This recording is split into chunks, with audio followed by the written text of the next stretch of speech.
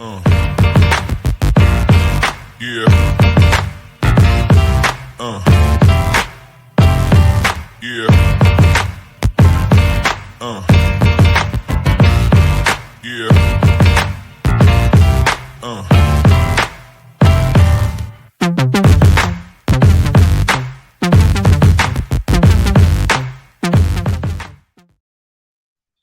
Yo, what's going on, everyone? Welcome to this season's last podcast, where we put a nice little bow on everything, and try to make it seem better than what it was.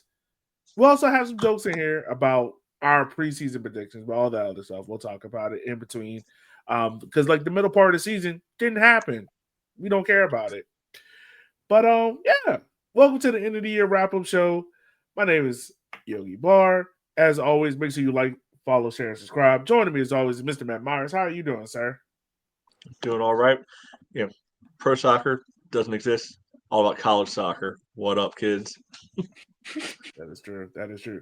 Shout out to Nick Simmons and his sister. I think they're both in the Screw that. ACC. Okay, whatever. No. We only talk about undefeated teams here. Oh, okay. Okay. More than what I know about. What's going on, Kate? How are you doing, man?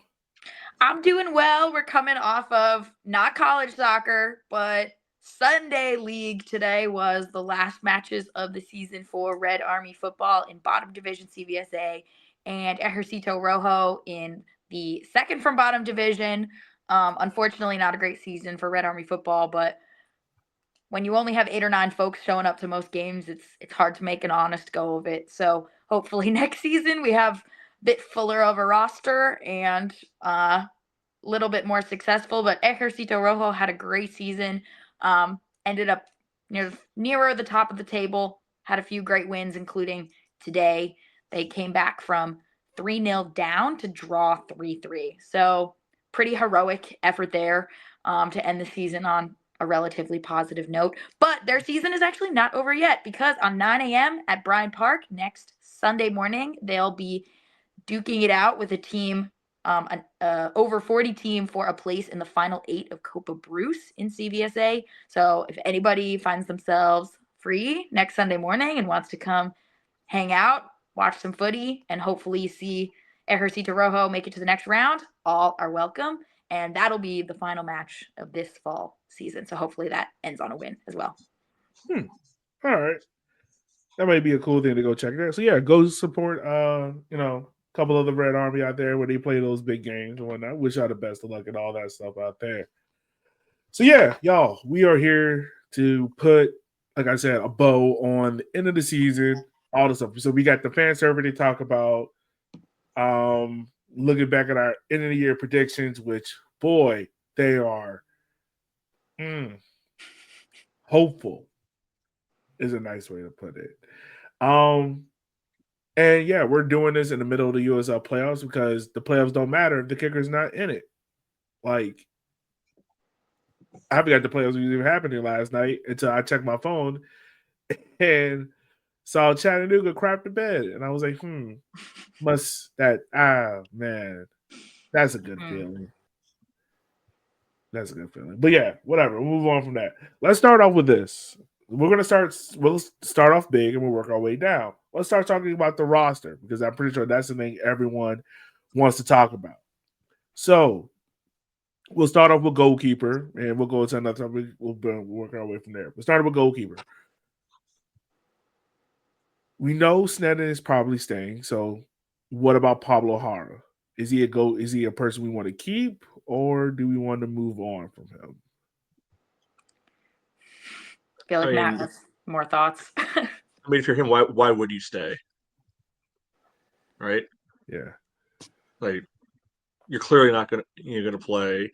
Like, going out on about as high note, as possible. Like, I don't see what the compelling reason, to keep him would be. Like, realistically, we can find plenty of other guys that are out there to be a competition for James, for the starting spot that might not cost as much because remember he was our first signing not this offseason, but the offseason before. Mhm. So you got to think that he was a priority and that he's maybe taking up certainly more budget than a backup keeper should. Yeah. So yeah, thanks for finishing off on a high note, Pablo. Good luck. Thank you, Pablo, for the nice memories in the Henny Derby. It was fun. But yeah, it's time. It's time. And I will say this: there's a goalkeeper in Charlotte that's not playing called Matt Levy that is pretty good. If Richmond had this money, they could do. When it comes to goalkeeper, we're not going to speculate on who the Kickers are connected to because once again, this is third division soccer, and we can throw out a name, and that person probably is retired in the next weeks. What is the key attributes in a goalkeeper that the Kickers need to have a leg up for next year?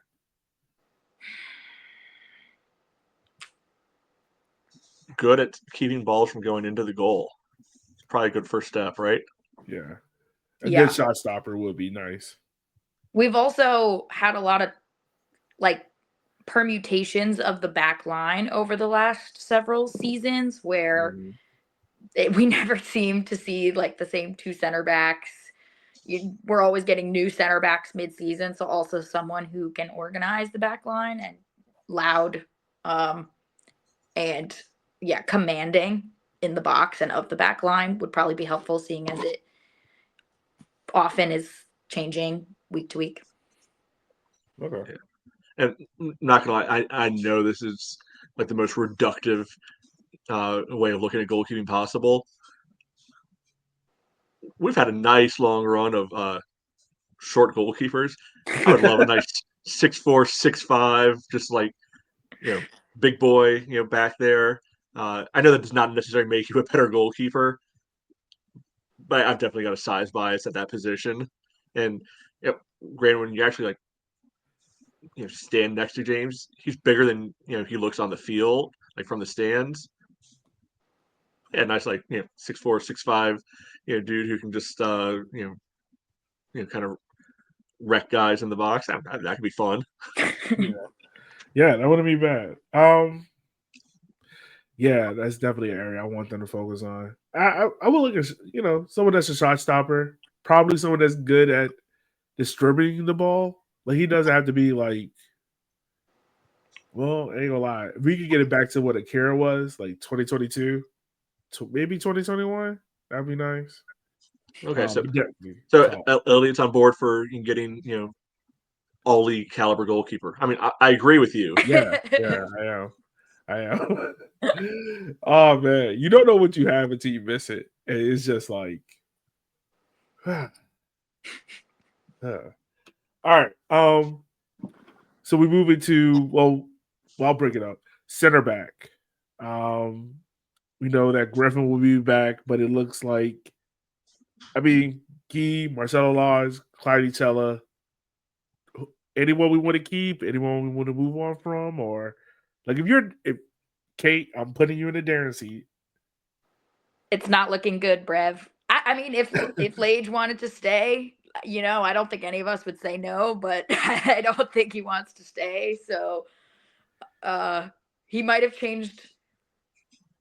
He might have tweaked the course of our season coming in. Maybe there was a slight improvement. I wouldn't say it was single-handedly changed the course of our season because there were still some pretty rough moments after he came in. But yeah, that was a pretty solid nab mid-season, and we'll be sorry. We're likely not going to have him back next season, so that's a sad one. So hopefully we can find someone to fill those shoes because I don't think the other two also will be back. So it looks like we're right back to square one in terms of our center back stock. I'm not gonna lie, I had so high hopes this year for Clyde Tella, and it just did not hit. Well, but part of me wonders, if Lodge came back, would he just be a new Cella? Because you go back to last year, I was worried when he came in. I was like, is this guy really going to do it? Why was he available? Things like this. And he did really well. And he basically got him. I don't know if it was already signed for this year or that prompted them bring him back for this year. And clock kind of struck midnight on him, and he turned back into the pumpkin, Yeah. right? So it's like, would Lodge have been the same sort of thing, the mid-year signing, who comes in, makes a difference immediately, but then kind of is who he is later on. So sometimes they are, sometimes they aren't. You can't know that fully in advance, or I can't know that fully in advance. But I think we still have a decent starting spot, with the center backs.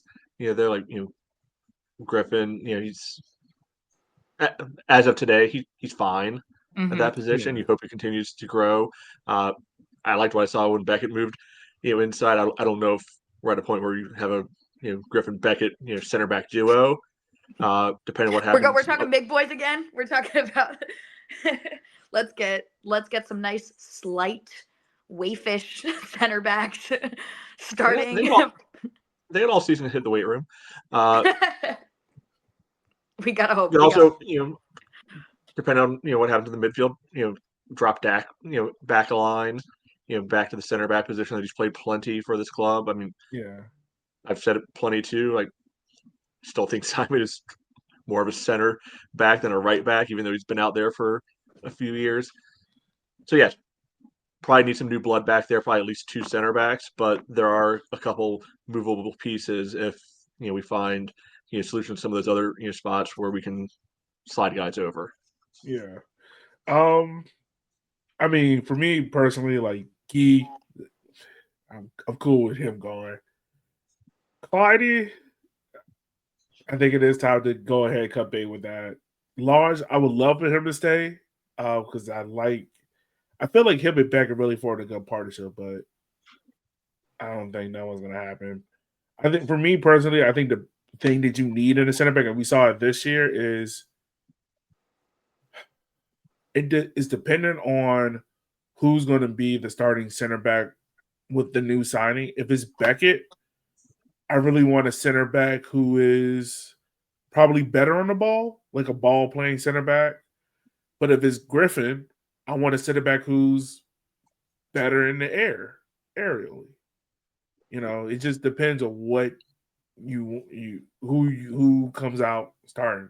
Yeah. Lage had pretty good distribution as well out of the back. Like he would ping some longer balls over the top or into the midfield, and that's still an area of growth in Griffin's game because obviously there are a lot of skills required of a center back from the basics all the way up to the nice to haves.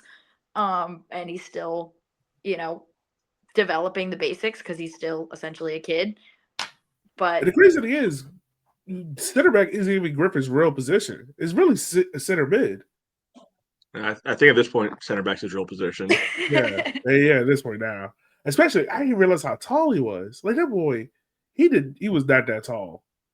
No, but and he did fill out a bit in this past offseason, so hopefully that trend does continue. Like, hopefully they get him on a nutrition plan too, like not just a weight plan, but like can get a registered dietitian in there too to make sure he's putting some weight on so he's not bullied off the ball. All steaks all the time. Yeah. It's just straight steaks and cornbread. If it's all metabolism, we got to beat that out of him. Sorry. I know he's not out at University of Washington. We lost this week, by the way. Side commentary. Maybe send him off. Just to do a 2 months out at college. Get him in the dining hall. Mm-hmm. A little freshman 15. We've all seen what happens, to that life. So might not be the worst thing. Might not be.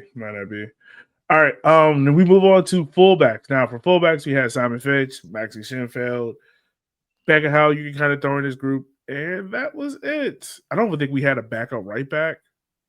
I don't even think backup right back is even a position. It's not a choice. Yeah. Simon, sorry, you don't have a choice. Yeah. So it looked like Maxi might be out. Assuming Beckett moves to center back, that really only leaves Simon. I mean, Beckett. I think one of the things is when players reach an inflection point in their youth development, the only thing that will make them get better is minutes, and Beckett got those minutes. And you could see the growth for him near the tail end of the season when he was getting those minutes consistently. He just looked a lot more confident. He was picking slightly more sort of progressive, lower probability passes. His defending looked like you could see why he's been a part of this first team for so long. Yeah. But he is still quite young, and that it's that inflection point of, do we have our right back or left and right? You all know I don't really care about who's on what side of the field. Whether or not you're saying, okay, this is a player development position, or and our season doesn't hinge on these players, but we're hoping that this is a player through these minutes we're actually going to be able to possibly progress and earn money for. Or are you trying to get maybe some more seniority and experience in that position with the goal of consistent performances over the course of the season? That's kind of it. Griffin wasn't really a choice because he was put in that position due to injury. So the question is, like, do you look to replace that position, or do you say, okay, like, Beckett is stepped into that position, did adequately, and if we give him another season, he might turn into a player. He might continue that trajectory, and we can either sell him or he becomes, a dependable USL 1 defender. So it's kind of I feel like he's at an inflection point, and it's with this team. One's obviously a cheap choice. One's like a cheap and easy choice, and the other would probably require going out and finding a more expensive player. So I guess I'll be curious to see what they do with this position. I don't think it has to be a more expensive player. For me, I don't think Beckett fits the profile of the left back that Darren would ideally have. And that's why I think he's going to be so much better for center back. Because look back from when Darren's whole time here, he likes his outside backs to basically be second wingers almost, and Simon is not that. So you need one of those, on the other side. Then that's why Maxi's done well. Before that, we had Hornsby there, we had Stu there, we had Monty there, we had Scotty Thompson there. Those are all guys who could really be able to get up the field, contribute into the attack, and kind of make some noise up there. Like, I just don't think that's going to be Beckett's game, in his career. Like, how many 6'2" wingbacks do you really see in the world? Like, not a ton, and that there's a reason for that, I think. So I could see that being a position where, all right, whether that's finding somebody coming out of college, finding somebody from a different USL club that fits the right profile. But I think that's a profile position more than almost any other spot on the team, where you're looking for really the right guy. And maybe I don't think it's quite the right fit. Like, I could even see an experiment where, okay, if, like, the Landon thing doesn't work as a winger, turning him into an outside back could be interesting. You know what? You are on to something. Elliot's eyeing his youth player minutes predictions. Not wrong. Not wrong. No, I mean, it's funny enough to say, like, Matt was making a great point. If you look at Darren's success, like, Darren's success hinges on fullbacks. And that's crazy to say. Like, Darren's most successful teams are when his fullbacks are bombing on the wings. Darren's least successful teams, the fullbacks don't really contribute a lot to the build-up nor to the attack. So yeah, it's like, if we're looking for a fullback, I want a fullback who has stamina to bomb up and down. Also provide some good crosses. Doesn't hurt. But yeah, like, it's durable. I just constantly replay the image of Ian Atley popping his ACL twice, both on assist, which was that good. But yeah, we've had a decent string of, like, good to good fullbacks. Ian Atley, Monty. I'm not throwing Calvo in there. Stu, Steven. Simon, Can we call Maxie. Mike Hornsby? Like, is New Zealand really that great anyway? think he's in Hey, Australia now. he's playing in the championship now. So In A League, he's in A League. no, not an A League. So like New Zealand started their own first division with the other like smaller Oceanic clubs. Oh, So he's part of that. It's called Southend United. I've been following it. So Okay. For some reason, I He's thought there. he was in Australia now, but you're probably no, right. he's still in New Zealand. Congrats to him. I also think he's doing filmmaking as well because I saw him like on set or something. So, but yeah. All right. So we got goalkeepers and defenders out the way. We'll take a pause there. We'll come back to midfielders and attackers, but we're gonna grade the positions how we think they did at the end of the year. is this So- comparing to what we expected them? Did we score them at the Would beginning? you expect Well, them to be what you thought the midterm grade was? Max. Wait, so you just want our end of year grade on goalkeepers and defenders first, and then you're going to go back and tell us what we said before? Mm-hmm. Okay, and these were letter grades, right? These were letter grades. So Matt, I know, we'll we, start I with know you. we checked on this when we did the midseason show, and I remember being surprised by what I said then, and I already forgot. I'm what right- was yeah, surprised because it I was cannot better or remember worse. at all. I feel like maybe I gave the goalkeeper somewhere in the B's. Just Yeah, I because. gotta say, I'm not gonna say like- it was wrong. I think for me at the end of the year, goalkeeping is probably C minus. Like Okay. outside of a couple of penalty saves, and really, I think only Pablo's penalty save on the last game was a meaningful penalty save. I know James had one or two that were kind of in garbage time. Yeah.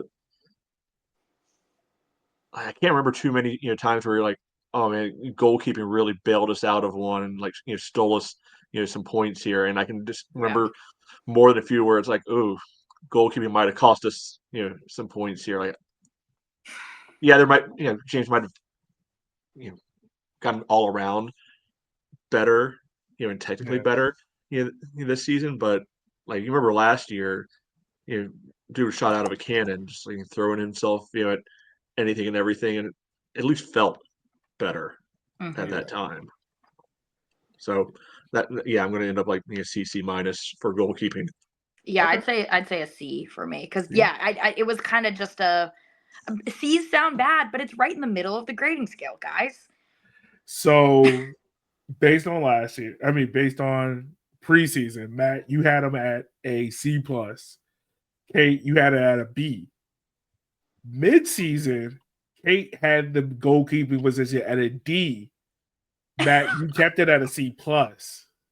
All right, so I dropped him a little bit, but by the end of the year, I had it at a B minus to start the year off. Then I went C minus. I'm gonna go with a C. Just because I do feel like there was a part of the year, and granted, the defense was still woefully bad. But I felt like the goalkeeper position, like the goals we were given, weren't because of goalkeeper errors, as it was at the beginning part of the year, right? Our goalkeepers didn't do anything great. Like, one of the preseason questions we talked about at the beginning of the year, like, what was the over and under on clean sheets? oof. We set it at 7. Ooh. All of us had the over. There was only 4 clean sheets out the year. We all said over? We all said over to start the year. We were like, it's going to be over 7. That's It was 4. Woo! Yeah. Even the first 2 matches of the season, didn't we concede like what did we beat Greenville 4-2 and lost to Virginia beat Tormenta 3-1? No, 4-2. Tormento was 4-2, and Or then Charlotte Tormenta. was 1-0. Yeah. Yeah, and the Open Cup. Well, yeah, Yeah. that was 3-1. Yeah, that was 3-1. So we conceded 5 goals in the first 2 matches. Yeah. And we were like, oh, this team's going to keep 7. And I think it was all hinging on, we were like, we expected Clyde to have a better year. Sneddon, Griffin. We were expecting that. Didn't happen. Oh, So, yeah. I think we can defend ourselves a little bit because you look at the last quarter to third of last season. You That's when the expected defense that to actually keep tightened up, going. and so I understand where we came from, but yeah, that's a miss. I guess we also didn't expect Darren to just throw all 4 of the cup games too. I wasn't factoring that, and I didn't think we'd get anything out of that. Yeah. I didn't think that we'd was get, the but one I didn't think conversation I it did would. not care about. I didn't think that was going to be as bad as it was, like a complete non-effort. Yeah. All right. So defenders, Matt, what is your letter grade for defenders for the year? This is center backs and fullbacks together. Yeah. I mean, it's hard for me to go any higher than a C minus. I think they into this. Did they hop over 50 conceded by the end of the year? You said what? Trying to pull up the stats real fast and Okay. see what they ended up. I guess when you count all the Jaeger games in there, number probably gets a little more interesting. And the Open Cup, don't Yeah, forget the league Open game Cup. was. Wish I could. Yeah. So they ended up.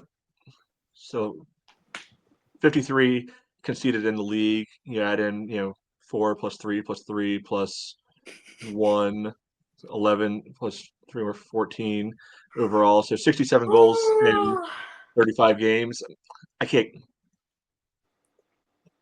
I'll be generous and say C minus, but C minus. Okay. Kate, what about you? God, that's really bad. Yeah. Yeah. Deep. I'll be meaner than Matt just because he was a little generous, so I'll compensate by being worse. D plus. yeah. And the other thing is, unlike some, and this kind of goes back to what we were talking about before. Unlike some past years, where we'd have the defenders kind of chip in the attacking, like other than Marcelo being huge and letting the ball, hit him in the head a couple times, didn't get a lot of help out of the defense, on the score sheet either. Well, No. I will say one thing that hurts our numbers is for some reason Simon doesn't have a profile in FOTMob. So if FOTMob is your platform of choice, he's actually not in there. So he did end the season on 5 assists, which was most in the team, at least in the league, which is not in FOTMob. So he picked up a couple in the last match of the season. But yeah, that goes to show also nobody was contributing assists like at all. That'll be for the next section. I think we talked a lot about, but I also wonder how many of those were real assists. Chip in a little bit there at the end, but if you had a couple in the last game, I don't know. I think he had 2. I can see the one for the first Neil's goal, and it's like, come on, that's an assist. Yeah. They all count. Right. All right. So defenders, I'll go with a D minus. I think this is the most disappointing unit. Like it was the most disappointing unit. Really thought that was okay. Yeah, to me, Guy offered nothing. Clyde took a massive drop. Marcelo was a constant good. Griffin kind of got stuck in neutral. I didn't really see any development out of him. Maxey was in and out of the squad. But what he gave you offensively, sometimes you can kind of see the defensive part of his game starting to wonder a little bit more. Beck is probably the outside of, Simon was a consistent player, but Beck is probably the only player I would be like, yo, he really grew this year. Mm. But yeah, there were just too many blunders. And to me, I've always look at it this way of like, is this something the coach is telling you to do, or this is something that it is a flaw in your game that no amount of coaching is going to fix? And a lot of the mistakes I saw over this year was just fundamental mistakes in players' game, just leaving guys out on islands, not recognizing stuff. And it's hard to say that you're a good unit when you give up the second most goals in the league. Yeah, it's pretty Something tough. Like that, yeah, it's pretty tough for me to say like, oh, this unit had a great year. So Matt, start off the year, all of us had him at a B. Kay had it at a B minus. I had it at a B. Matt had it at a B. Mid-year, Matt, you had the defensive unit at a D plus. So you actually went back up. You kind of leveled yourself out a little bit. I get they got a little better in the second half of the season. Yeah, Marcelo showed up. Yeah. Kate, you went to a C. You was like, it's a C. So you actually went down and I went straight down. I went from a B to a D plus to a D minus. Oh my god. Yeah. I guess the also reason too is because it didn't feel like we had a leader back there. No. And I'm Oh, just we eventually comparing did. Marcel, when Lodge came in, I thought he was a noticeable, kind of leader, quarterback, pick your favorite terminology back there Yeah. among the defenders. Like all the things kind of ran through him in the defense once he arrived. Somebody that whoever was next to him could be able to lean on. Somebody who was kind of stepping up and being the guy kind of carrying the ball out, leading the line, all that fun stuff. Up until that point, yeah, 100% agree. Yeah. So that's our grades on that. Now we go into midfield. So we'll start with the midfield. You have Dakota Barnathan, Neil Soyford, James Vaughn. I'm not throwing Darwin in. Are we throwing Bill Hart in here in the midfield? No, why are you not? Chandler's the name you haven't mentioned for. Oh no, I was getting to Chandler. I was just saying, are we throwing Bill Hart? No. Okay, so Chandler, those four. Andrew, Richmond. Is anyone else I'm forgetting? Kanagwa. Ryan Bear. Kanagwa. Oh yeah, right. God. I don't blame you for forgetting about Bear because Darren forgot that he existed I too. forgot he existed. So okay. Who These are from bare this necessities. unit? Who from this unit? We know Dak is probably going to stay. We know Richmond's an academy player. Noah Soyford is here for another year. Do we know that for sure? I believe so. I think he signed a 2-year. Okay. I believe he signed a 2. So what are the key attributes in a midfielder in a unit that sometime went ghosted during the games? What do we need to do in the offseason to get that unit back to what it needs to be? Is there a way how we can get Ethan Bryant on the phone? Yeah, I mean oh go ahead, no, you Kate. go back. First. You go back. No, Kate, you go first. Okay, well, I just say I think I don't think like the engine of the midfield was the problem. It was the complete lack of connection between like our defensive unit and our forward unit.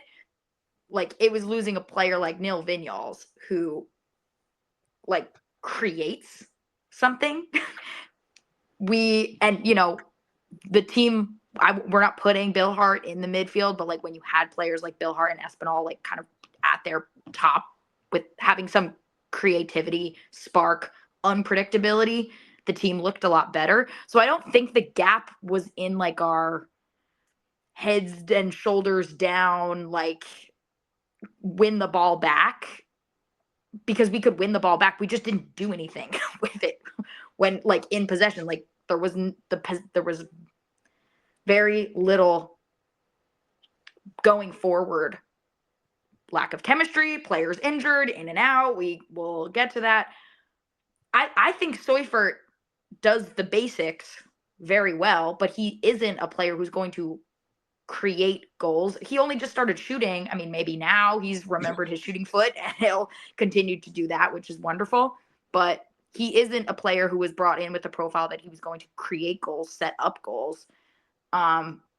So I think, he's when he's very silky on the ball. His touch is great. He picks good passes to get the ball maybe out of pressure, but that's different than getting the ball into a position where we could actually score a goal. But I don't think that's his profile. I don't think that's what he was brought in to do. So that hole that was created when a player like Nil Binyals left, it's very annoying that these two players have essentially the same name, was never filled. We brought in a winger who likes to cut in and shoot from outside the 18, but that's not that role. That role was not filled, and we were told that wouldn't be a problem. I don't know. The number of goals we scored across the season might indicate that might have been a problem. So I would say that's the profile that we're looking for, is that more creative, attack-minded midfielder who can actually form a connection between our defensive unit and our attacking unit. Because we just didn't. I don't know. We didn't name a single player in that entire midfield who has that profile. So, there isn't a player who does that. Maybe we can argue you So know, what's your grade? my grade,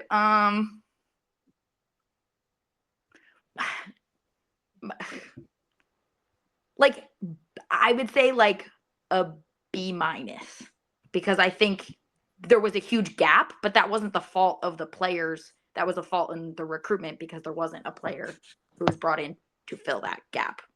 Okay. Okay. Oh, you want to go next on this one? Because I know Matt's got. I think it Oh. makes sense for me to go last on this one. Okay.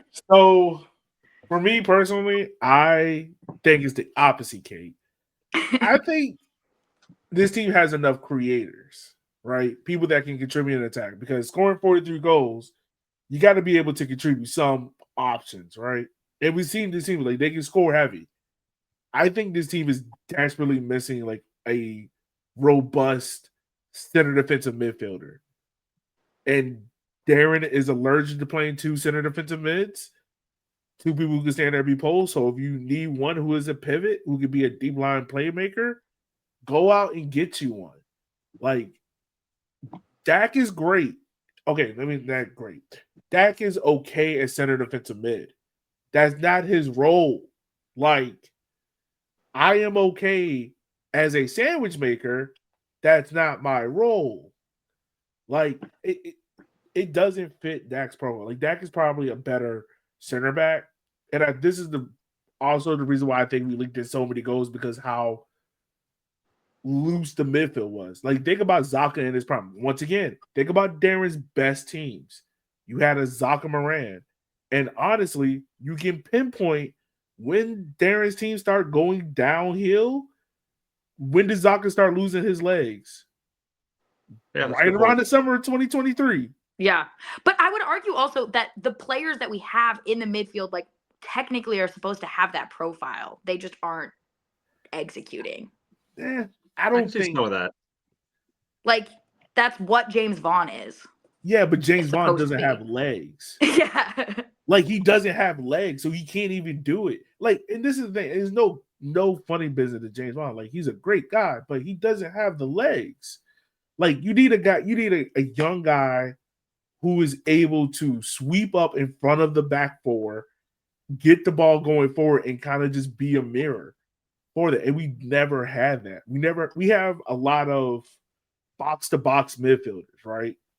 It fits in that profile. James Vaughn, Chandler Dwyer, Neil Soyford, Ryan Bear, whatever. Like, they're that.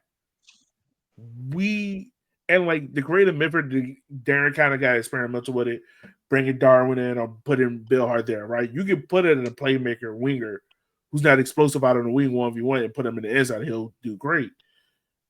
We don't have a robust, like, center defensive mid who just cleans up, who is nasty and just cleans up. And I feel like if we had that, it would have definitely alleviated a lot of the mess that we saw, especially a lot of, like, how many goals did we see this year where literally this team just gets beat on a breakaway?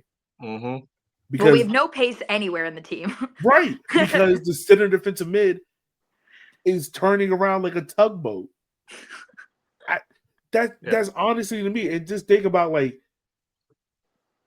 when Darren teams were great. Once again, it's funny we're talking about the fullbacks and the center defensive mid, but when Darren teams were great, you had a center defensive mid that was great at the tactical foul, who knew how to just slow a game down. Like, I'm not just going to let you just run 20 yards untouched. Yeah. He can provide the cover for those guys to bomb forward. Right.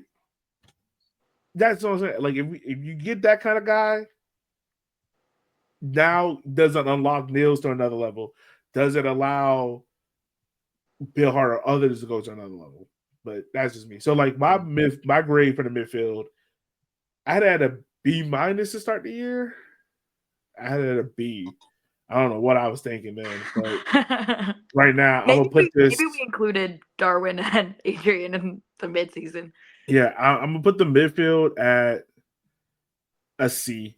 Like, it's a unit to me that has promise, but is probably the unit that needs the biggest overhaul of any unit, and that's including center back. I feel like center back is not an overall. You just need to demo the room and just build it.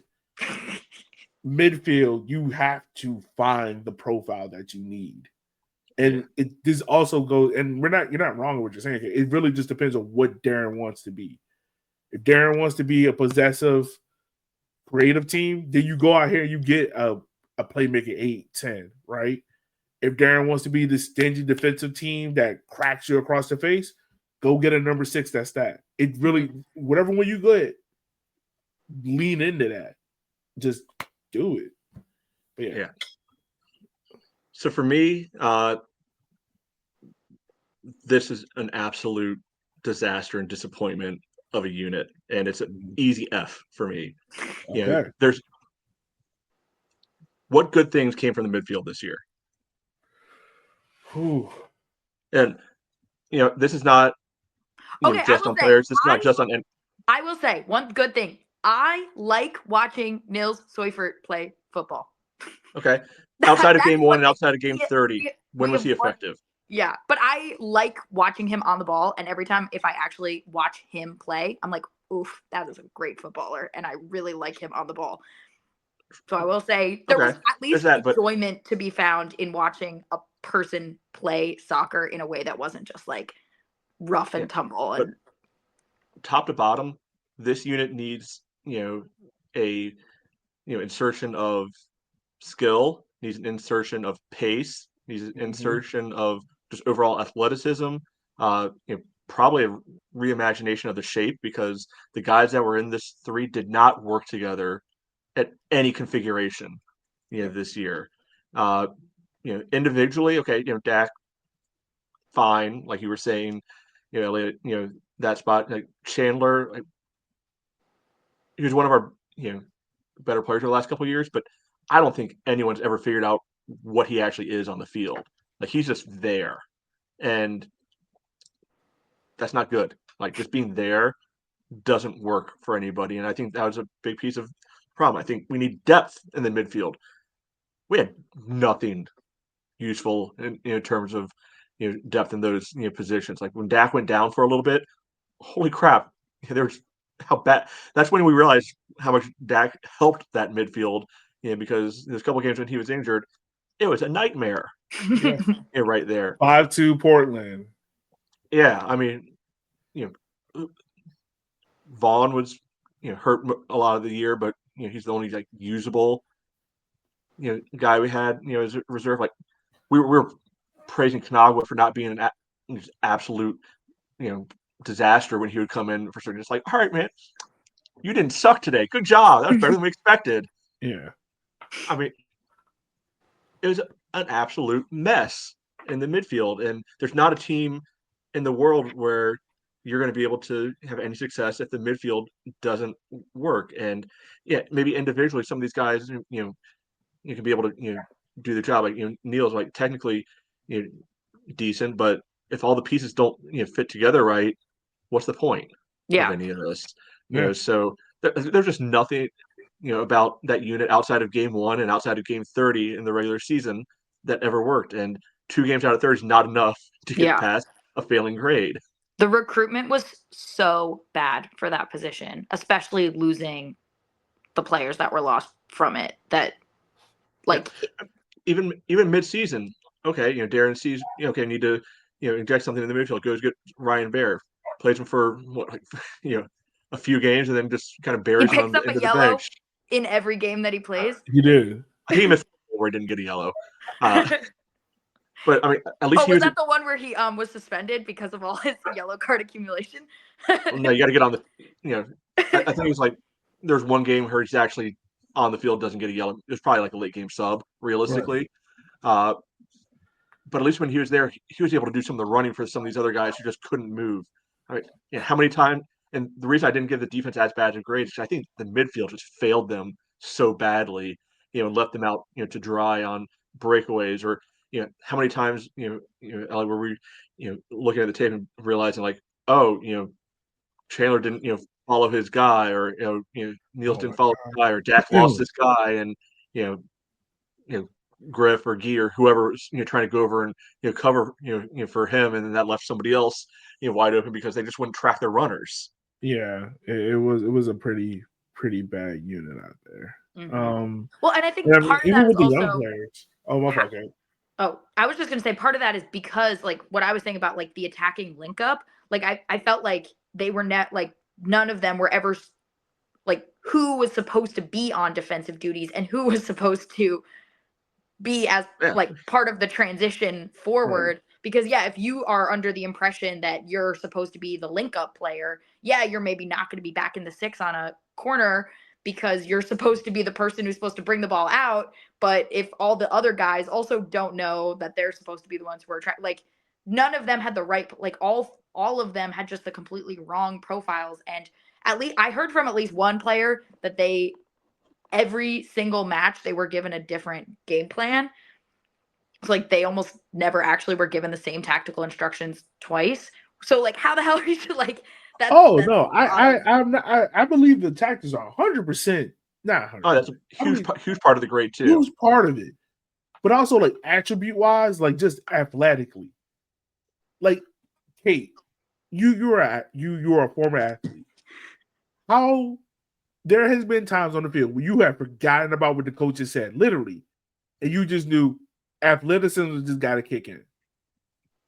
And no matter how good you were, that person across from you was just faster.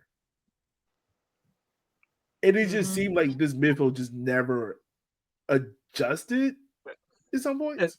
Yeah, I think part of it is tactical too. Like at a certain point, if you're the coaching staff and you realize you've got a lot of guys who can't move in the midfield, maybe you look at change up, getting an extra body in the midfield, and 4-4-2. People think it's archaic, but it can still work. Or maybe you take a guy out of the midfield, and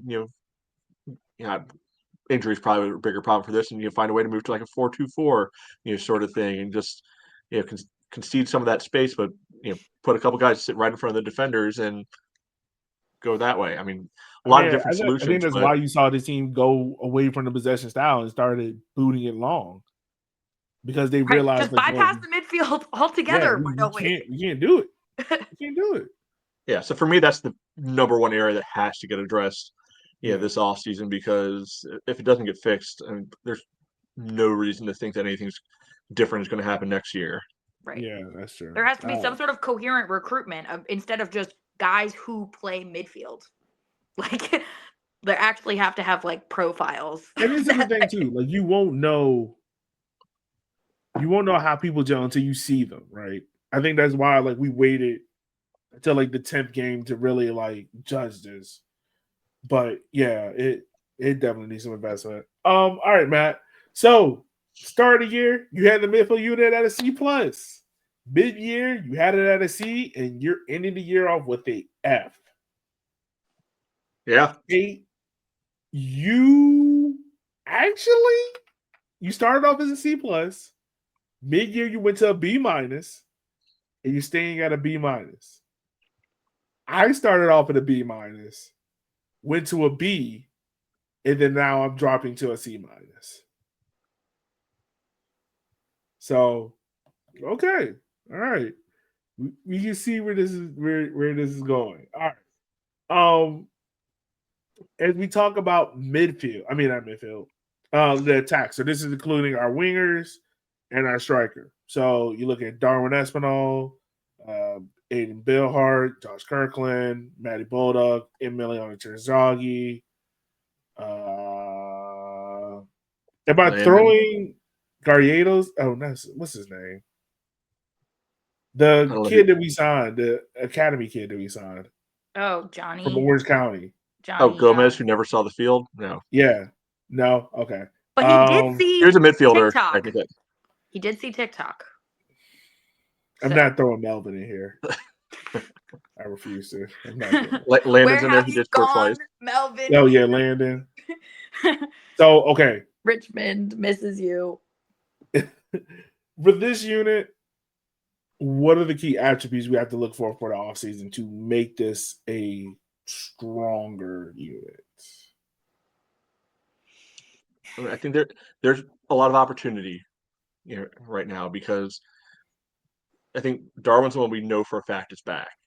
Yeah. We have reason to think that a couple other guys are likely to be back, but I don't think we've seen or heard that hard confirmed anywhere yet. So Darwin's a great place to be able to start building around. Like he came in and I think he met expectations for this year. Like I remember saying that this team needs Darwin to have to ball out to have a chance of being able to be successful. Didn't see all the defensive stuff that we've talked about sprouting up, but when he was healthy, he was pretty consistently dangerous and involved. What I think the opportunity is we've heard for many an off season now, that it's hard to get a forward to come in and play behind Emmy.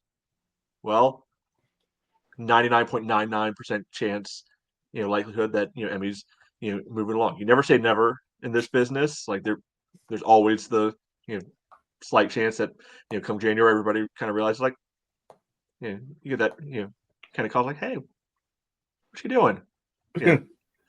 That sort of thing. Oh, not much. What are you up to? Band gets back together. But here's a chance to be able to go out and recruit somebody to be able to be a guy who can lead the line, and I think that can be very attractive to a striker to come in and be that guy who can lead a line in a Darren system. Because again, going back to the line of the day of when Darren's system is working well, all things in the attack feed into that center forward.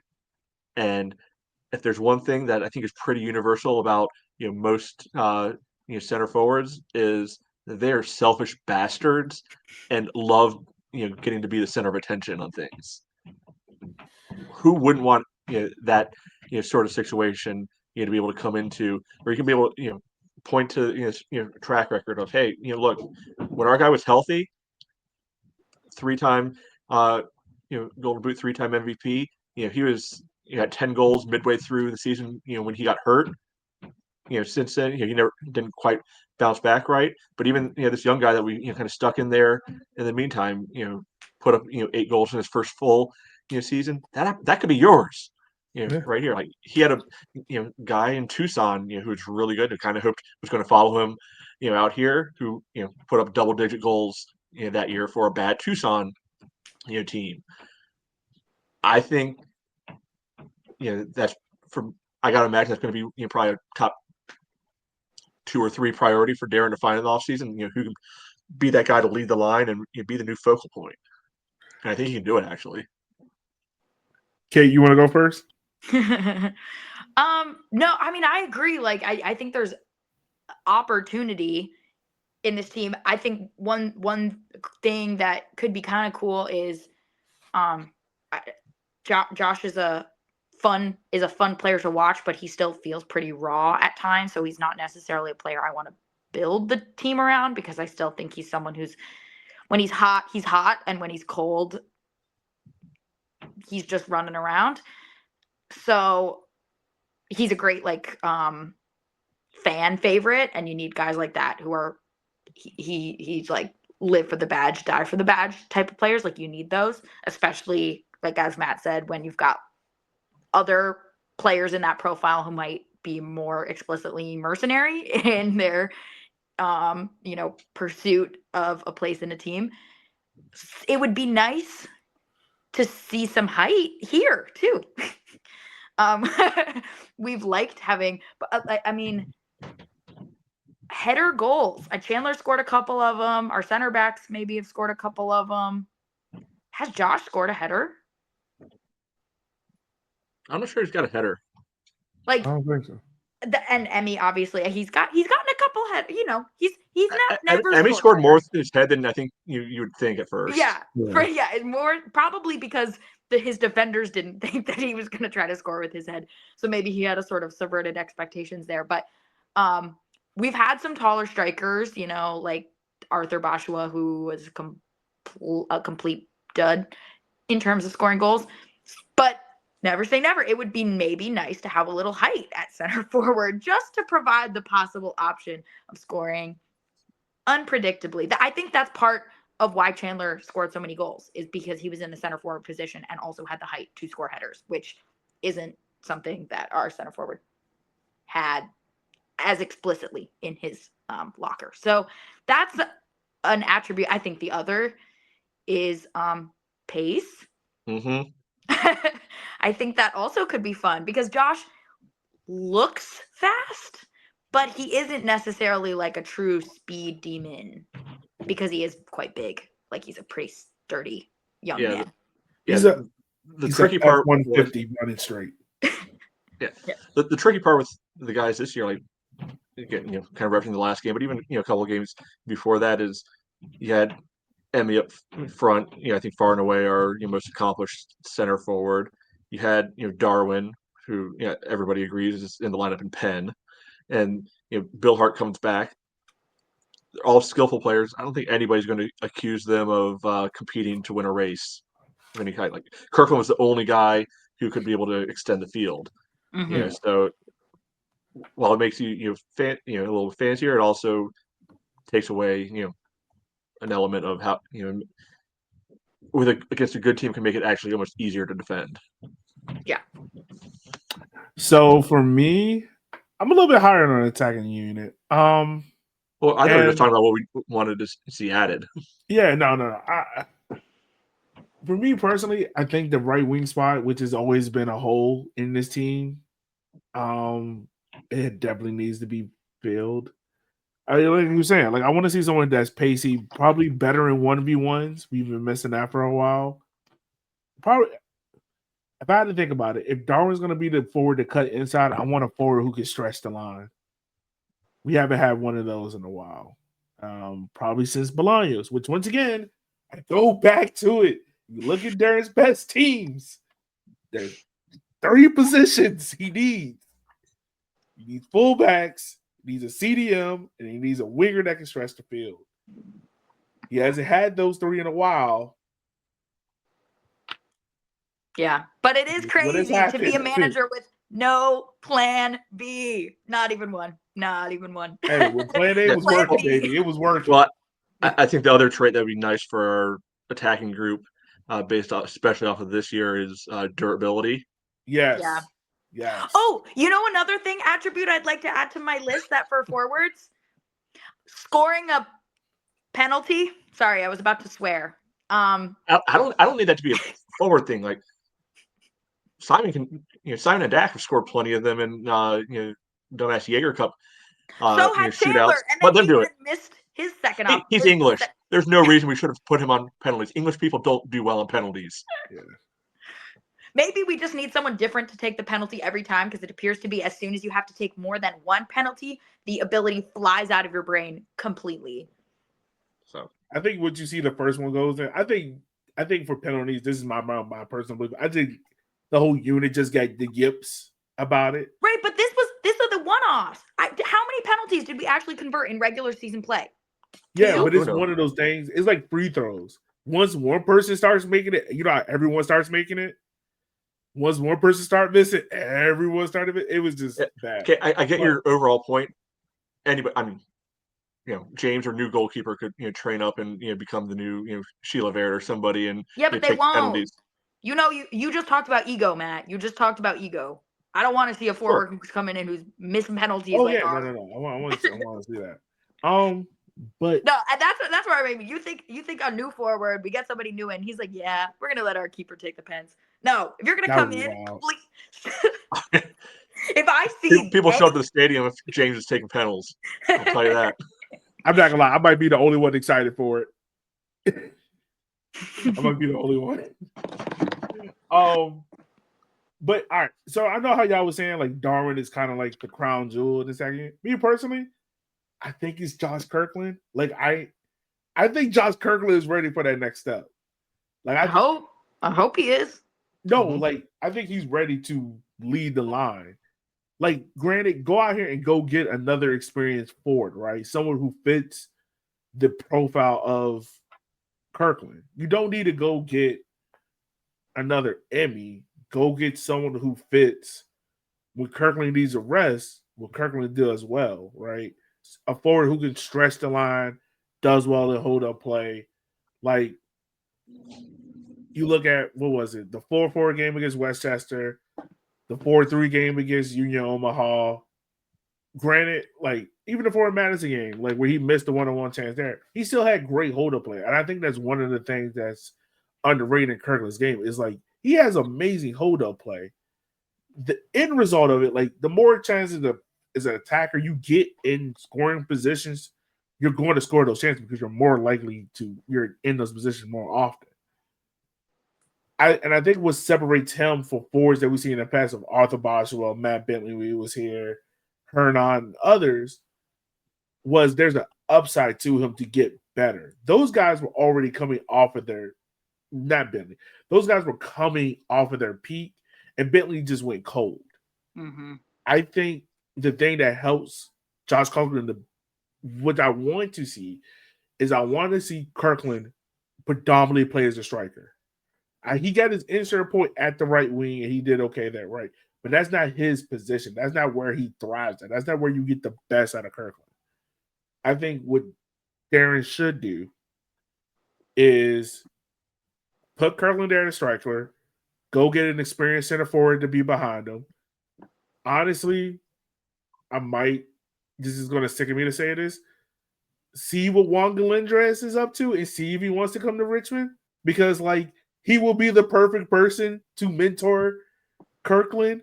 You think that dude's a mentor? I mean, I'm not mentoring, but like, he can teach him something. I'm just saying, throw it out there. For Darwin, like, as much as I love Darwin, like, I'm not ready to just build everything around him offensively just because of the injuries and he is on the other side of 30. So, like, go get a younger winger. And then on the right side, go get a durable winger who can be a starter because we haven't had one in a while. Like, we got a lot of guys that are capable of doing it, that are great backups, that are great depth pieces. We don't have a definite starter in that position. Yeah, I don't think either one of them are saying, like, don't go look for those guys either. It's just more of a there's a glaring hole right there, and I think I'm a little more with Kate. Like, I think Kirkland is probably a top end rotation kind of guy. I don't know if I'm ready to give him the keys right now. And if you're going into the not summertime, you're going into the wintertime, with the idea that all right, we're building around Kirkland. That can't work as a sales point, for the level of striker that we want to bring in. Yeah, that's right. Who's going to want to come in? I don't think all these guys need to be experienced, guys either. Like, realistically, on the forward line, you're looking, try to, hit the lottery ticket of the guy on the way up more often than trying to find, especially at our level, the experienced guy who, Emmy was a 1 in a million, kind of experienced. You find more likely is you might find, some guy who, is MLS Next Pro and didn't make it on, the MLS team for some reason, and you offer him all the starting time in the world versus competing for a spot at the championship level, something like that. Maybe it's again some guy coming out of college. If they want to keep on with the youth thing, maybe it's some young guy who not like full on hot shot because we're not, they would never come to us in the first place, but something like kind of just under that level where it's like, hey, you want to go to Europe when you're 18? Cool. We won't get in your way. Come, play here, for a year or so, score, a bunch of goals and build some, actual pro level tape up. Like, yeah, I think that could be an interesting, way of doing it. But I just don't see like the 29, 30-year-old, guy being likely to be the one to come in and. To be honest with you, I kind of want to get away from that age profile. Like, I'd rather like the cap be 27 so that way you still have some buffer. Like, I don't want to bring in 28, 29, 30, 31, 32. Like, I'd rather not. Yeah. Yeah, one or two is okay, but can't all be that. Sierakowski, like bona fide starter. Ethan Vanacore Decker. Like, we don't need more of these lifetimer. I wanted to, EVD would have been good if he didn't break himself. There's still a timeline in which EVD doesn't pop his Achilles, and we have him for the playoffs. Yeah. But even like a Sierakowski, like, if we can find that level guy to be a top reserve on a wing, I think that's a good reserve USL 1 wing I mean, we type did. player. We had him. Right. Well, and that's you know, when, he It retired was with fine. coaching. yeah. he I- got way too much for playing our time. subs. Yeah, for our sub level, I'm good with fine. Yeah, as long as you're not a negative out there, like we've seen some guys over the years, I can work with that. Yeah, for Just real. knowing what realistic budgets at this level are. Mm-hmm. All right, Matt. What is your grade for the forward line, the attackers? I'll give them a B. It's probably mostly for the same reasons that I know I mentioned at midfield, at like not midfield, midseason. It's not midfield, better grade than midfield. On their day, they could pop in a lot of goals, but you can't give them much higher a grade than a B because there are also the times where we had the no shot specials, Yeah. and so on the back of Darwin, on the back of Kirkland, well, we were able to see like Bill Harbring when he finally came back, and the little contributions here and there from other guys. Emmy got all the way up to 4 by the end of the year. I think B is fair enough for that group. Yeah. Yeah. All right. I'd say Kate, what similar. about you? B? That- Okay. Yeah, it was a tough, just with a lot of injuries, and when they were hot, to be fair, goals were coming from all over the pitch, which was also nice, and like it was a mix, but it definitely felt like the goals were very condensed into particular games. Like there were a lot of high scoring games and then a lot of 0 scoring games, and that's a tough. You're never gonna do well with that. That's not gonna win you anything. It's always a tough combination. All right, so we're talking about a unit in our preseason prediction. We had 50 goals as the line. This team scored 44. Kate, you were the only one to go under, so you technically were correct on that. As top scorer go, Hold on. 45. okay, 45. Wait, Correct. yeah, we got 1 in Jaeger and 1 in the Open Cup, right? Right. Okay, Yes. 45. As top scorer go, hopefully I'm correct on this. Is Darwin our top goal scorer with 9? Mm-hmm. Think so. Okay. The line was at 10, and we all had over. I'm blaming injuries on that one. Yeah, I think injury. Like, hopefully, if he wasn't injured for as long as he was. Yeah. But my grade for the attacking unit, I'll give him a B plus. Give him a B plus. So Matt, the start of the year, you had this unit at a B plus. Midway through, you still had it at a B plus, and you end the year out on a B. I'm So comfortable they with that. didn't turn into extra credit assignment to get the plus. Kate, you started off as an A minus, then you went down to a B plus, and then you dropped down to a B. Yeah. And then I started off as an A. I dropped down to a B, and then I'm ending the year out on a B plus. Okay. So that's where we're at there. Yeah. It definitely could have been worse, but it also was very bad. Yes, it was. It was very like there were some days where I was just like, yo, what are we doing? I didn't hit on the 700 minutes for the Baby Roos for the 2025 class. Didn't hit on that. I think altogether, I got to go back and redo the map. I think they got roughly like 300 minutes, maybe. But not hitting the heights of what I hit last year without a score prediction there. I was banking on more punting on the Jaeger Cup for that one. I so was. I was think also Richmond expecting like Open Cup run, some of that as well, but that didn't happen. Like pretty much all those minutes are Richmond, right? Like I know for the most part, yeah. Richmond and Grafton Call got a few in there. Mm. Yeah, other than that, that's about it. Much. And it wasn't. We didn't. Saratoga's I don't think he played once. 5. Oh, yeah, 5. I think I got a 45 somewhere, like one of the Jaeger games. Yeah, but outside of that, it wasn't really it. Like he was bagging goals. He stayed bagging goals all summer. Yeah. He's going on a high point. All right. Good track So- record. Good track record there. Maybe that's what he needs. Well, 50-50. Yeah. All right. So as far as the league, how we finished, Matt, at the start of the year, you said we were going to finish 9th. Then midway through, you said 8th. I even remember not believing it was 8th, but feeling like, all right, let's give him the benefit of the doubt. Yeah. Yeah. Kate, you said 7th. 10th? Midway through, you went to 8th. Were we drunk? Why did we say that? Like We must have had a good result like right before that, yeah, like that a one or week something. before. Now mine's is great. Third year, I said 5th. Yeah, And then I went remember to you. 7th. I remember giving you crap about that. Yeah, then I I was was like, like, you think we're gonna be contented to get a home playoff game? Like, right, because no, far away from it. U.S. Open Cup, we were all wrong on this.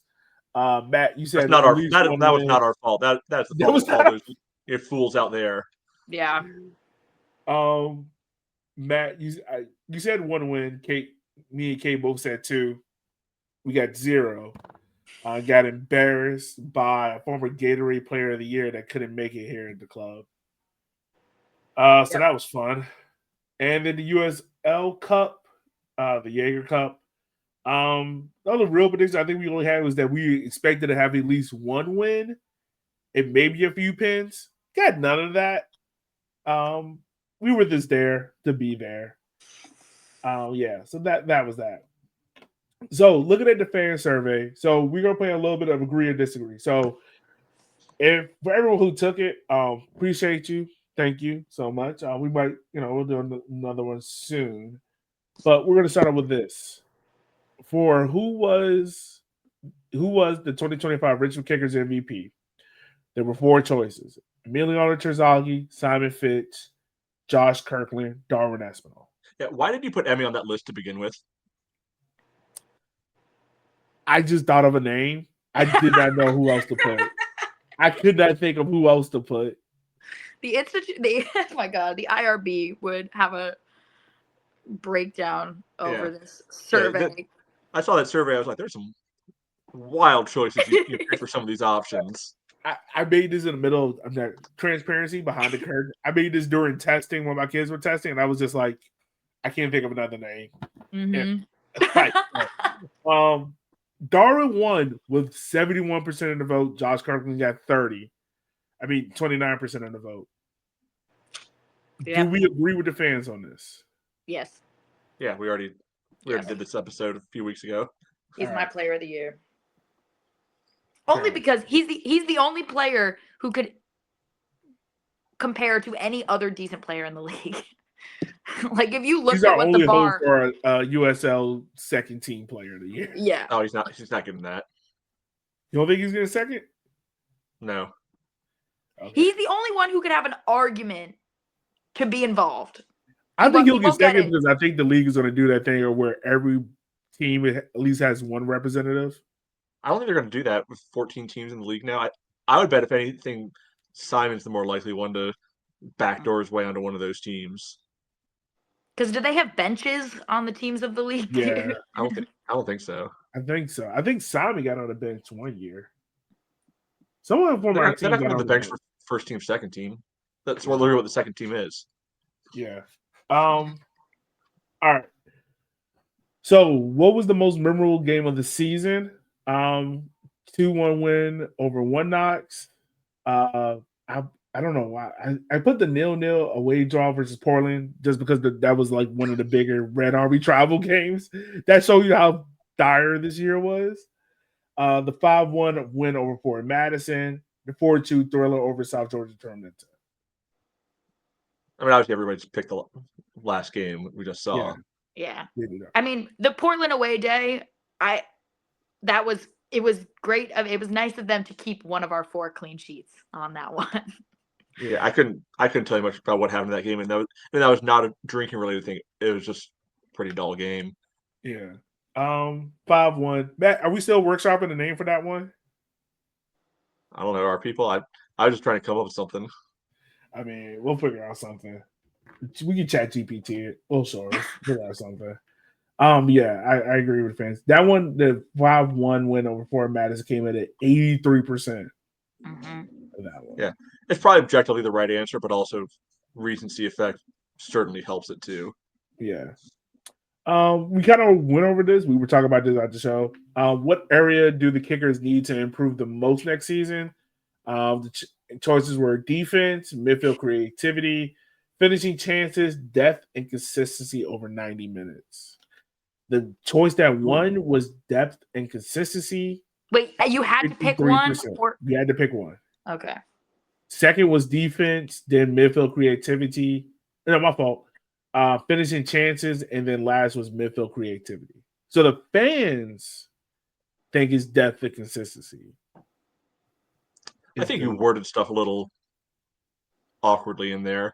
Because for me, it's not necessarily the midfield creativity, it's just the midfield as a whole. Mm-hmm. See back to like half an hour ago with me, going off on all that. But yeah, depth. I mean, it's hard to disagree with the depth side of things. Yeah. And also like consistency. Yeah, it would be nice. Winning 4-1 is fun, but I'd rather not lose 1-0 a whole bunch of times. Because if you could spread some of those goals out across every game, maybe the results at the end of the season don't look quite so bad. Yeah. Do we agree with the fans, or do we think there's a different answer? I don't know what you said. I think it's reasonable. Okay. Yeah, I'm blaming the test maker here, not the test taker. Which is fair. I do not blame you. Once again, I made this in the middle of testing, and I was just throwing stuff together. Which new or younger player impressed you the most? Obviously, this went to Darwin Espinola, 71%, but you had Neil Soyford coming in at 6%. One person voted for him. Josh Kirkland at 18%, and then Beckett Howe, one person voted for him at 6%. So, any change here? Do you think anyone else impressed you the most? For me personally, I'll put Beckett Howe. I think he impressed me the most, just where he was the last 2 years. For me, that's a different question, right? Huh? Like, obviously, I think it's just that's a different question of who maybe took the biggest step forward. But I mean, of course, the guy that overwhelmingly voted as MVP is going to be the person who impressed you the most. Yeah. But also, I will say, Camp was right when he said we'd enjoy Soyford if we know ball, because if you're one of those XG heads or field tilt or like whatever the hell nonsense where you're looking at it, he is a very nice player to watch if you're not actually factoring in the game as a whole. Needs to impact the game more. And he gives you the Tony Snell stat line, the famous stat line of 0.0 rebounds, 0 assists, 45 minutes played. But look at it, that final match. It's like he finally realized, hey, I can actually take some shots in this league, and they might actually go in. Yeah, fair enough. He's just one of those players, if you don't actually look at him, you don't – every time I would actually, like, focus on him, it was a lot of fun to watch him actually on the ball. But he's not a player who you necessarily would choose to focus on because what he's doing is not particularly, like, eye-catching. I think he's the kind of guy who will look better if he's surrounded by better players. Right. But he's also not the kind of guy who can lift up the guys around him by himself. Yeah. Because what he's doing, is like it's unremarkable in terms of like, whether or not it catches your eye, but he has such a nice touch. Like the passes. I think there's also a confidence thing there too, where the team was so bad that why would he take greater risks or like do the thing that like would, as opposed to the more boring like choice. Because when the team is bad, are you really going to be the one? Yeah. But fair enough. Maybe if I had any ability to make edits or like cared enough to like put together like player edits like a 2.5 compilation of like silkiest Nil Seufert moments, I think Guy Franca will hire you on the spot. yeah, exactly. If I could get Guy Franca's like Instagram stacks graphic maker to make a Nil Seufert comp, I think it would be a really enjoyable video to watch. I mean, use his proper name. His name is Melvin. Who?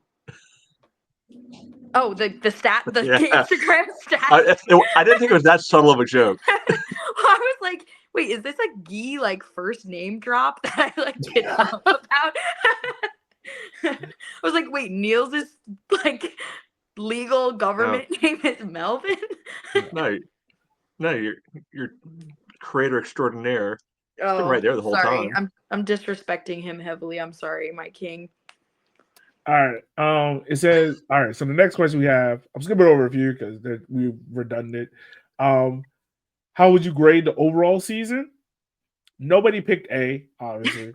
But B, inconsistent but hopeful. C, tough season, flashes of quality. And then D, time to rebuild. The fans put it at a C. Tough season, flashes of quality, though. Where would you guys overall grade for this season be at? I'd say flashes of quality, time for a rebuild. Yeah, C and D. yeah. I think your kind of descriptors there led people to the grades more than the grades themselves. Because I'm kind of with Kate. Like they're absolutely flashy quality. Like you cannot deny that. Yeah. Like the highs were fun and high. Like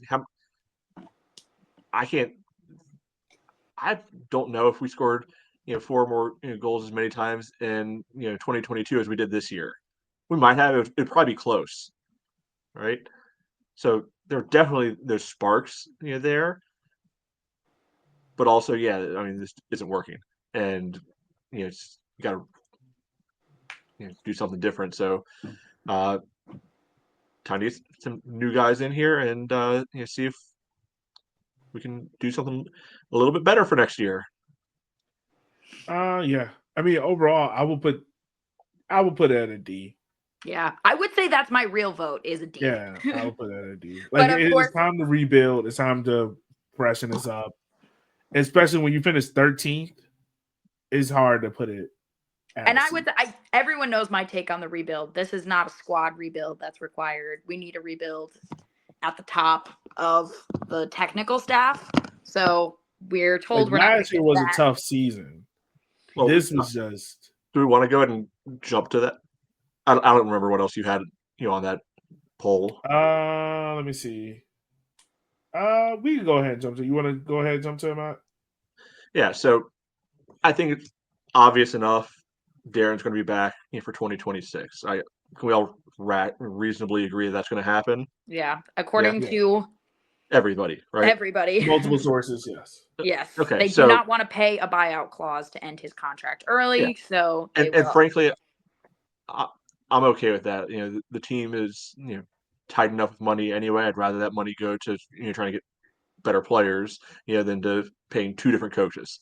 So kind of taking that piece off the board as an option. I think there is some opportunity here. We know Mika's gone. There's rumors that there might be some other changes in the assistant coaching ranks.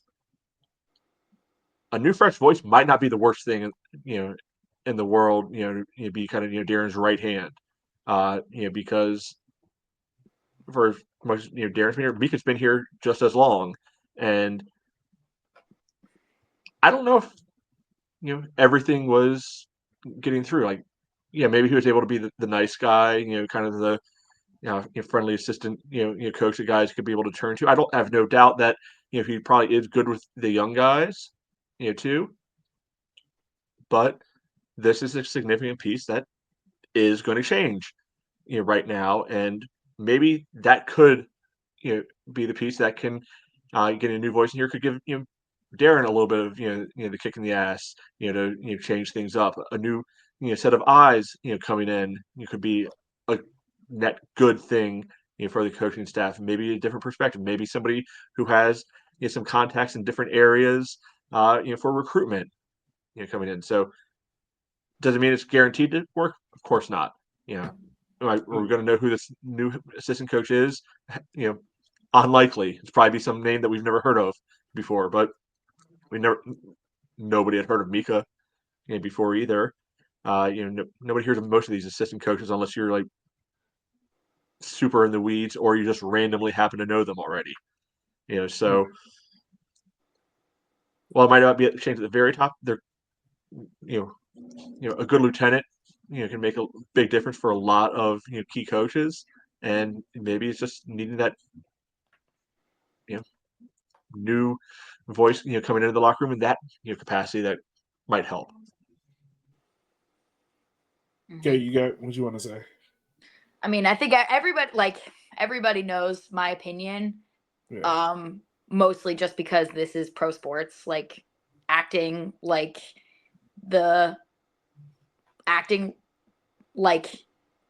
professional sports do not start at the top. Like the buck always has to stop with the head coach, and at a certain point you run out of leash.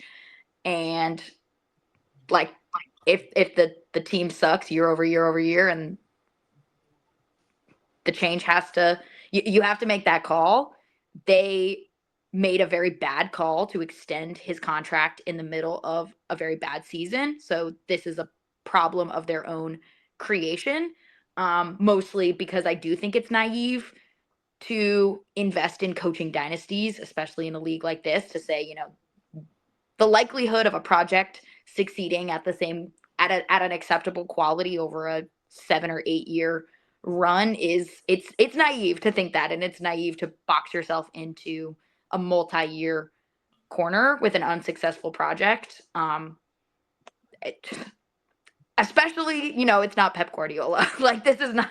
I don't know how. Maybe Darren was getting calls from left and right in the middle of 2023 to go take over, and they felt like they needed to secure his future. But at this level, I think I would like to not see that going forward, to not see long extended coaching contracts, because the nature of this is things turn on a dime, and a fresh voice is often going to shake things up and provide a little spark. We saw 2 teams in our division sack their managers midseason, and they are now in the playoffs, both Omaha and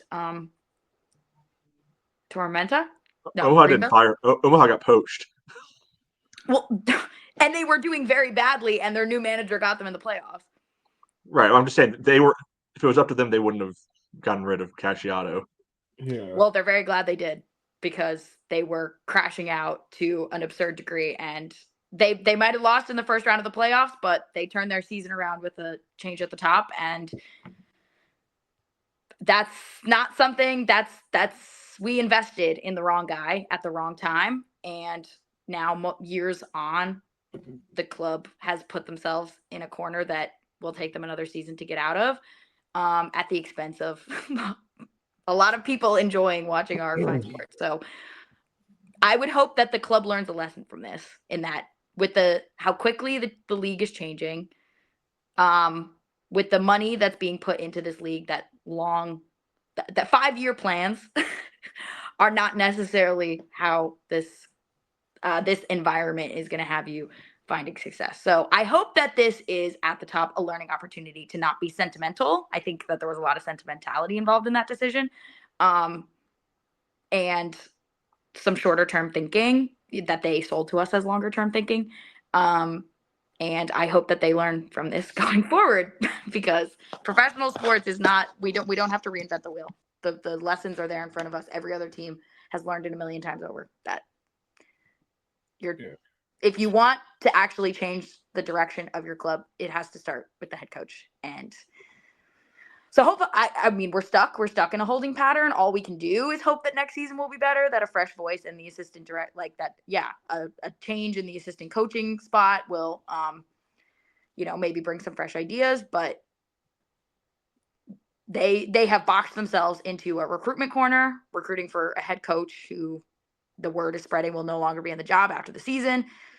So it's it's not a position that you can necessarily build a ton of great momentum on. Maybe they'll prove us all wrong, but we've been asking them to prove us wrong for 3 straight seasons and they haven't managed to do it. So, yeah, I'd be pretty shocked if they managed it now. But I guess we'll see. We've also been promised an influx of investment in the player budget, but who knows what profile they'll be looking for investing in players who are fitting a particular project that we're told might not be the project going forward. So I think from a business that we're in a tough spot on the footballing business side of things right now. And so we'll see how the season goes. And hopefully this is like a lesson learned that sentimentality has to be off the table when it comes to the football going forward. So I'm gonna make mine kind of short because I've also made my feelings known about it. But I think ownership has learned their lesson from it, I think it's a lot of them learning like the hard lessons, and hopefully they've learned it. I think also that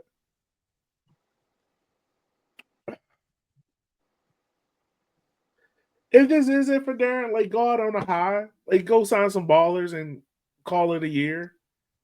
It can't get much worse than how it was this year. It can't. Well, no, I mean it can, but hopefully it doesn't. But yeah, like go on a high. Yeah, I mean, my big thing is I think you got to pull a job from Darren, like, and I know that a lot of the kind of points is like now a lot of coaches in the league are wearing multiple hats, and that's fine. I think Darren has probably the hardest one to wear because he's dealing with multiple teenagers and he's also having to manage team and all this other stuff. And we spend 1,000 other podcasts talking about those. But I'm still holding on to the fact that Coach Darren is a good coach. I think GM Darren has let down Coach Darren. And Matt, to your point too, like, with new assistant coaches, new ideas come in, fresh breath, fresh ideas. People see things differently. Like, I think that might help out as well. You know, I will say if this new guy is also just another Pacific Northwest dude, not into it. It's like stop hiring, from the friend pool. Go find, best available. Go find somebody who will challenge you internally. Mm-hmm. Yeah. So I mean, and I think the club now is learning. Like they'll probably have contingency plans in place. I think the youth idea of building a youth academy was an ambitious idea. I think now they're trying to, focus on getting the training ground, which is probably going to be better for the long term of things. But yeah, we'll see. Like, I think the outside, like the club itself is healthy. I think on the field product just needs to change. And I think with the major pivot they made in 2023, coming off the back of winning a league title, and then kind of stumbling and then redirecting at the end of 2025, like 2.5 years. Yeah, 2.5 years. Like, I'm glad that they realized, like, all right, we got to course correct and fix things now. Than them digging their heels in even deeper and trying to still stick with this. So that gives me room for optimism on that. But yeah, man. I mean, overall, like this year was tough. But y'all, like, we've been doing this show now for 7 years. And we have done over 50 episodes this year alone. This is a long episode, but we've done over 50 episodes this year alone. From the final whistle, which, by the way, more episodes of that coming out soon. Stay on the lookout for that because we got some cool interviews coming up with that. Vinecast, River City 93, even vlogging, we have hit over 50 episodes. So shout out to us and everything like that, y'all. Yeah. Probably an awkward spot for us to be all silent, right? Yeah, man, I was going to say, like, that's great. We're all smiling, okay? We've gotten really good at this, this whole talking audio platform bit. Right. Any last words from y'all before we put a nice little bow on this 2025 season? Hopefully to never re-examine it ever again. Oh, we're going to re-examine some of it. Why would we ever not talk about the joys of October 25th, 2025 repeatedly over and over and remind a lot of people of what happened on that day? Mm-hmm. Yeah, especially as one group of people, I wouldn't mind.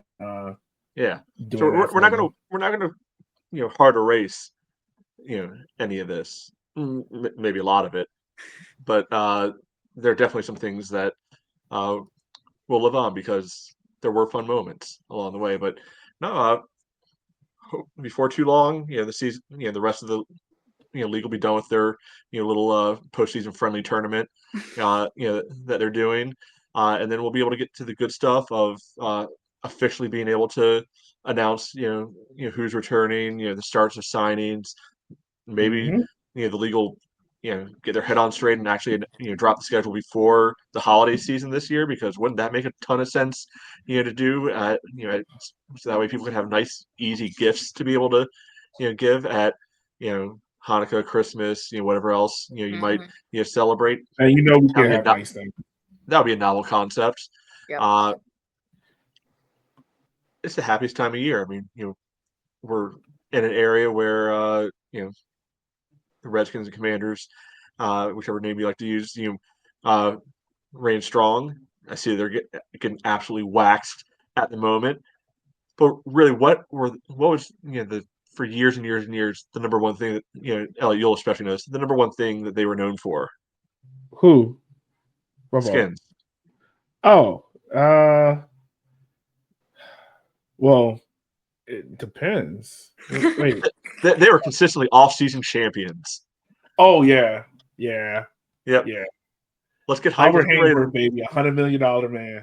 Let's get ready. See if we can decide we want to raise that off-season champion banner for USL League One, so that way when the preseason show comes back around, we can have all the optimistic takes once again, like we apparently did this year. Yeah, we did. We were very optimistic. We were. I would be shocked if the Kickers are off-season champions. That would be something. There's a lot to build. We have heard they're making moves already. They can't tell us about them, but moves have already been made.